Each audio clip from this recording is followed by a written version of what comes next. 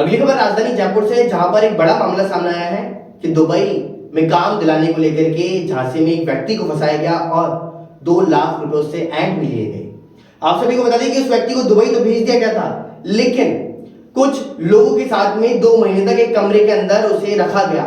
जब उसकी तबीयत बिगड़ी तो उसने अपने परिजनों को भी बताया और यहाँ पर जिस दलाल के थ्रू से भेजा गया था उसे भी बताया, लेकिन फिर भी कुछ बात बनी नहीं। इसके बाद में ही वह खुद जैसे तैसे करके वापस राजधानी जयपुर के अंदर आया और यहाँ आकर के अस्पताल में इलाज कराया और फिर अब पुलिस थाने के अंदर मुकदमा दर्ज करवाया है। तो दिखाते हैं कि किस प्रकार का ये मामला भी सामने आया।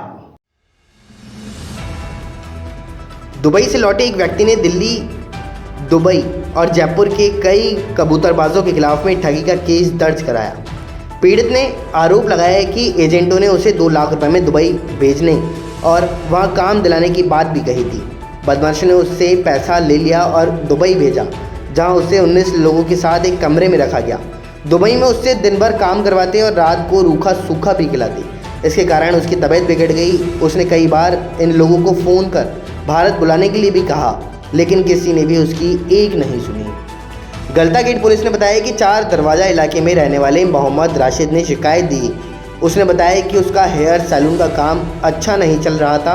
वह प्लम्बर का काम भी जानता था। उसने अपने किसी परिचित इरशाद को दुबई जाने की बात कही तो उसने एक एजेंट से मुलाकात भी करवाई। एजेंट ने उसे करीब 2 लाख रुपए में दुबई भेजने की बात कही और जब उसने रुपए दिए तो उसे मेडिकल कराने के लिए दिल्ली भी भेजा गया, जहाँ उससे रुपए भी लिए गए।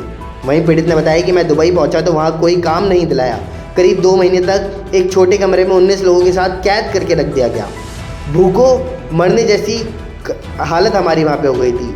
वहीं तबीयत जब बिगड़ी तो कई बार उसने अपने परिचित और एजेंट को फ़ोन करके भारत बुलाने के लिए भी कहा, लेकिन किसी ने भी उसकी एक नहीं सुनी।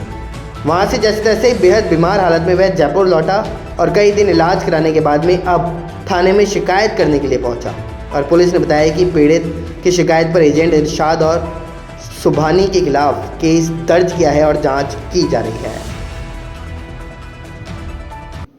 फिलहाल देश और दुनिया की तमाम बड़ी खबरों के लिए इतना ही। बने रहिए न्यूज़ 18 के साथ। नमस्कार।